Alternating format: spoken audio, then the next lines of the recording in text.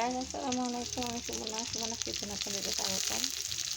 আজকে আমি পুঁই শাক ভাজি করছি, আপনাদের সাথে শেয়ার করছি।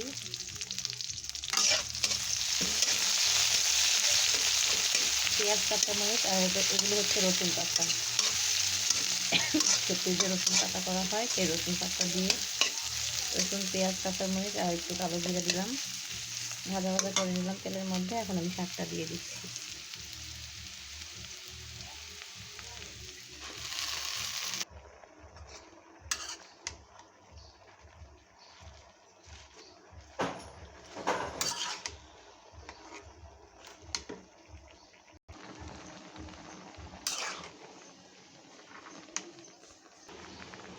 গাইস দেখুন, হয়ে গেছে আমার পুঁই শাক ভাজি করা। আজকে অনেক ঝোল উঠেছে, কারণ এটা একটু আমি রোগীদের জন্য আর বাচ্চাদের জন্য রান্না করে দেখালাম।